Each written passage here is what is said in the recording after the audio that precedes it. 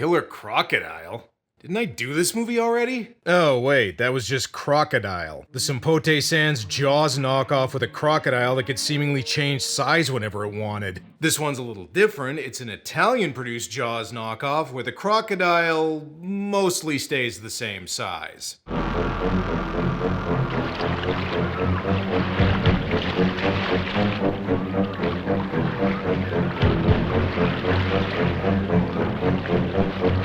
It's no secret that after the huge success of Jaws, lots of B-movie filmmakers wanted to cash in by making movies about big killer animals going on a rampage. But while most of those movies were made in the late 70s and early 80s, the movie I'm going to talk about today was a little late to the party, getting released in 1989. Killer Crocodile comes to us from producer-director Fabrizio De Angelis, a guy who's no stranger to cash-ins, having also made the Rambo knockoff Thunder Warrior series, the Missing in Action knockoff Cobra Mission films, and the Terminator knockoff Psy Warrior. Oh, and he also produced several films for Lucio Fulci. So sure, why not make a Jaws-style movie about a big-ass crocodile eating people? Who cares if it was 2 years after Jaws the Revenge killed the franchise? I've done plenty of Jaws knockoffs on this show, but this is the first one to actually get a sequel, so hopefully that means it's one of the better ones?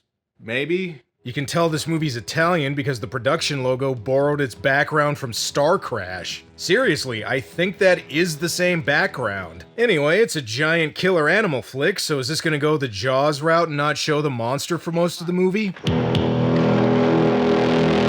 Okay, guess not. As you may expect, being Italian, this movie is dubbed, and I'm not just talking about the characters' lines. Come on, Lauren, just sit down and listen.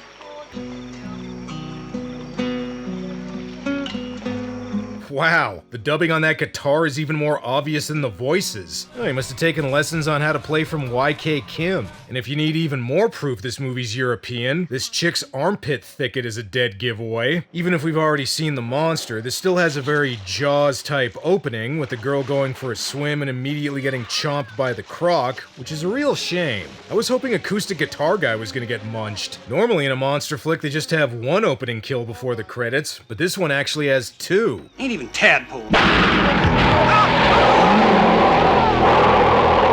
See, the crocodile just jump scared the opening title at us. And I know I keep mentioning Jaws, but...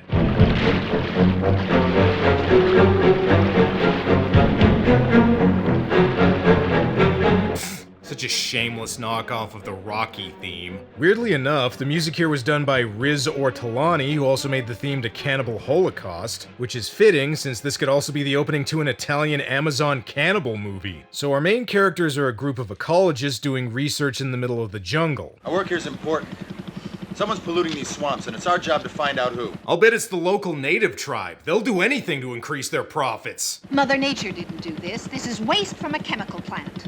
There isn't any chemical plant on this island. I should know. I've been living here all my life. That's right, the island of...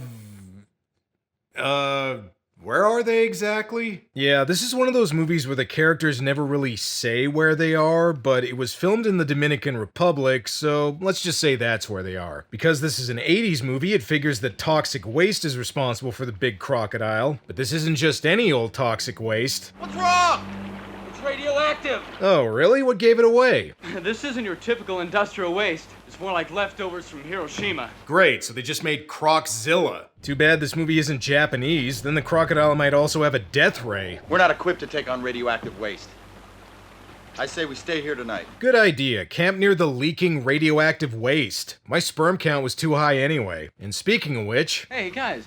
If you come inside the tent, we can do a photo essay for Hustler magazine. Women have always told me I have the charisma of Larry Flint. One of the girls goes looking for her dog after it wanders away. And even if the crocodile wasn't around, this is still an 80s Italian movie. You're really asking for trouble bringing an animal along. Candy! Also, don't name it something delicious. Well, looks like Candy's croc food, and you're about to join her if you're not careful.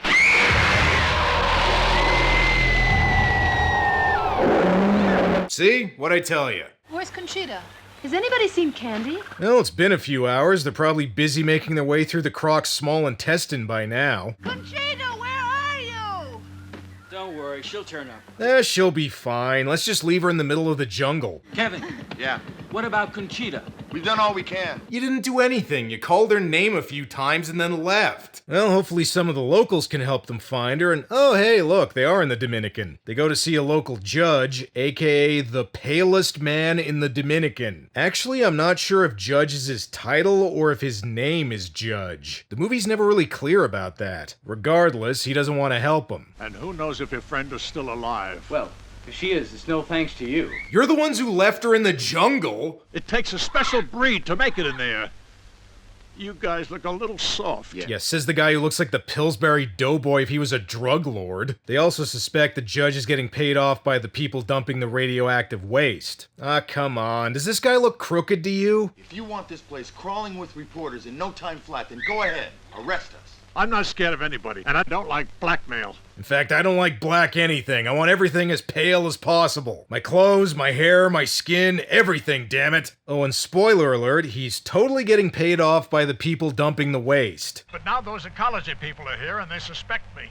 You just keep helping us if you don't want me to reveal who you really are, huh? He's Van Johnson. We already saw his name in the opening credits. Look, even respected actors need a quick paycheck every now and then. It's no big deal. Alright, I know I keep making Jaws comparisons, but considering this is about a group of people going down a river and getting menaced by a killer reptile, it kinda seems like Anaconda ripped this movie off. I'm just waiting for John Voight with a cheesy accent to show up. Sadly, that doesn't happen, but they do find Conchita, and it looks like the crocodile spit her up like the snake did to Voight and Anaconda. Going back to the Jaws comparisons, this movie's version of Quint is a local hunter named Joe.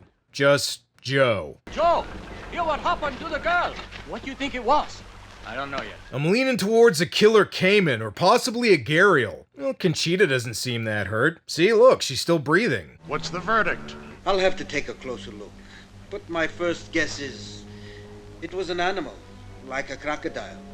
Or maybe a boat prop. This was no boating accident. And Joe's got his own idea of what killed her. I want to have a look at the girl who got killed by the crocodile. Maybe it wasn't a crocodile. It could have been a caiman or possibly a gharial. So what are we dealing with here, Joe? It looks like a croc to me. And a big one. Maybe 20 feet. 20 feet, huh? Hey, how big can regular crocodiles get? Okay, looks like the radioactive waste didn't do a whole lot then. Not that it really matters how big the croc is. The characters don't even notice it when it's right there. Before they go looking for the crocodile, let's have a little character development. You're those guys all for protecting nature. You think us hunters are just a bunch of gun-crazy rednecks who want to wipe out all animal life, right? Yes, something like that. Well, it's not true. Okay, guess that settles that then. I've had enough of this. I'm going home. Oh, the music's getting Jawsy again. That means we have to do two things from that movie. One, have the monster destroy a dock, and two, put a child in danger. Unlike in Jaws though, the kid doesn't die. Instead, the crocodile kills this guy after he tries to help her in the dumbest way possible.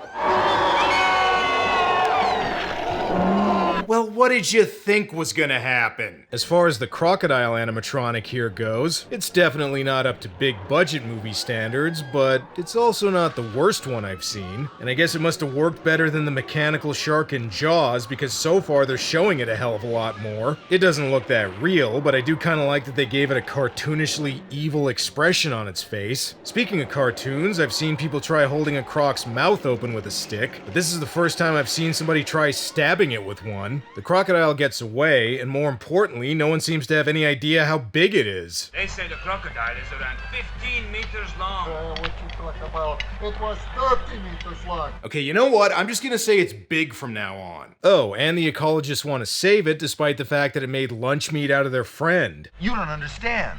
That's not an ordinary crocodile. It's probably the only one of its kind. Nope, there's a sequel. Maybe in these swamps 1,000,000 years ago, there were thousands of them. Wait, so is the crocodile prehistoric or a radioactive mutant? Or are they just gonna go with both for why it's big? And remind me again, what movie am I watching here? Come on, Joe. You ain't scared of no killer crocodile. Title drop. Damn straight he ain't scared. Joe's about to Lee Van Cleef the hell out of that croc. That is, if the ecologists don't get in his way. I'm gonna kill that sucker.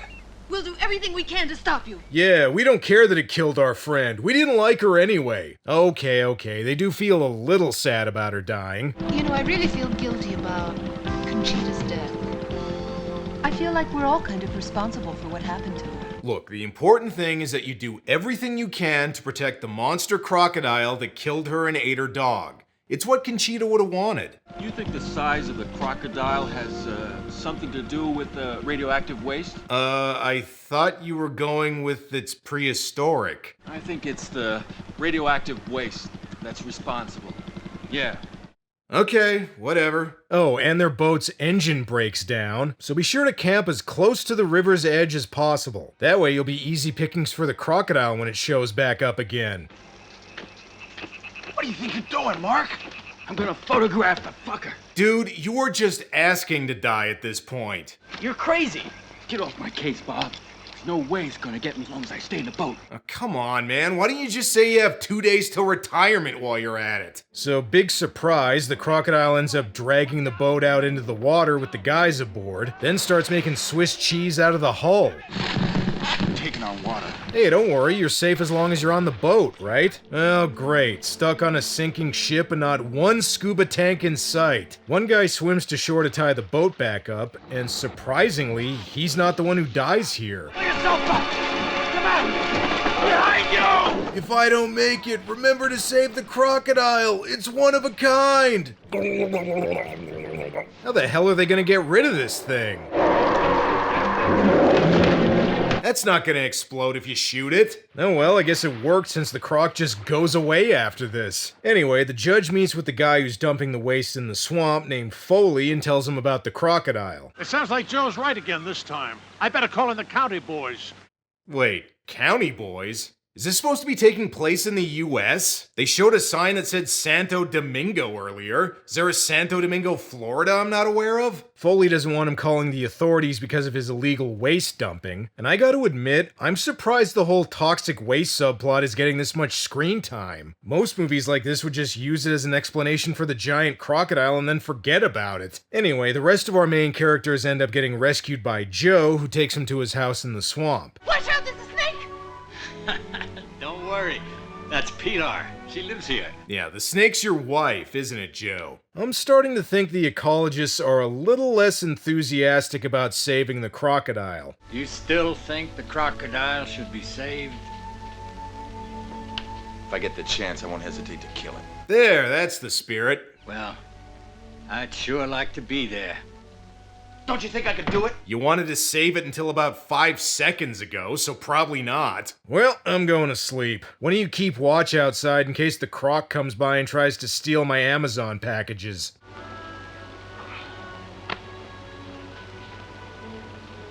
Girls are finally asleep. Are those two about to bang? Meanwhile, the judge and Foley make their way through the swamp. What's the problem, friend? You look sort of pissed off. He's probably mad you brought him outside. This guy could get sunburnt from a full moon. The reason they're out here is because Foley has a plan for getting rid of evidence of his illegal dumping. Blow up the radioactive waste. That won't raise any suspicion. Even the judge thinks this is a bad idea. You're not thinking of blowing up those barrels, are you? Well, what the hell do you think we came out here for? You'll pollute the entire swamp. The guy's been secretly dumping radioactive waste. I don't think he cares about polluting the swamp. And we finally learn the truth about the judge. I may be an ex-con, but I'm not a killer. So that's his big secret? He's got a criminal record? Come on, it's the Dominican. Sammy Sosa's from there, and he did some legally questionable stuff. And he's now the same color as Judge. Needless to say, Foley doesn't take kindly to this and ditches Judge in the swamp. And we also learn something new about the crocodile.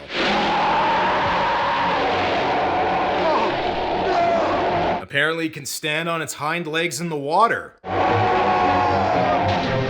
This is for not obeying environmental regulations, asshole. An explosion? Oh shit, hopefully nobody killed the croc before me. Don't worry, it's still alive, which is more than I can say for the other guys. Judge. Okay, well, on the plus side, he looks less pale now. And as ridiculous as most of this movie's been, I think Joe's strategy for luring the croc out might take the cake here. I'm right here, you overgrown pollywog. Pollywog? Crocodiles are very sensitive. They get really mad when you insult them. Well, they'd really hate me then. His plan for killing it's a bit more simple, though. He mainly just tries shooting the shit out of it. Die, you mother, die! Come on, Joe. The line is, smile, you son of a bitch. However, because shooting at big animals in these types of movies doesn't usually work unless it's got something explosive in its mouth, Joe tries a different approach. He rides the crocodile while stabbing it with a spear. I see this going well. Joe!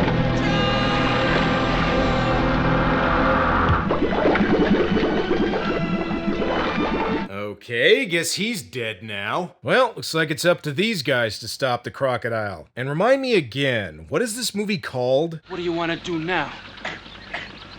Kill the crocodile. It's Killer Crocodile, dude. Actually, according to IMDb, one of the alternate titles is apparently Murder Alligator. And if it hasn't been made already, somebody should make that movie so I can review it. Our main characters search Joe's place for some weapons to kill it with, and I think you're gonna need a little more than that, pal. Also, if you want to find this thing, you're gonna have to work on your peripheral vision. Jesus, they're eggs.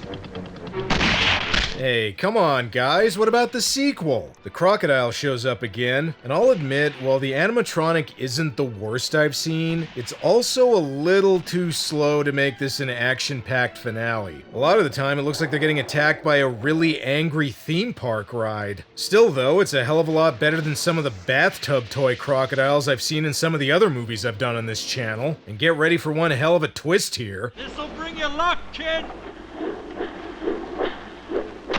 Now let me see if you've got the guts to finish the job we started together. That's right, Joe's still alive. Somehow. And he's got an idea for how to kill the crocodile. Use the propeller, kid! Use the propeller! Ah, throw it in the croc's mouth and then shoot the gas tank. Smart thinking. Yeah, I joke, but that's not too far off from what happens. He throws it in the crocodile's mouth, and then suddenly the movie becomes like if early Peter Jackson made a Jaws knockoff. And then it just blows up anyway. Sure, why not? Alright, so they killed the croc, and the Quint analog actually survived this time. He's gotta be back in the sequel after all. Speaking of which, we gotta have a sequel bait ending.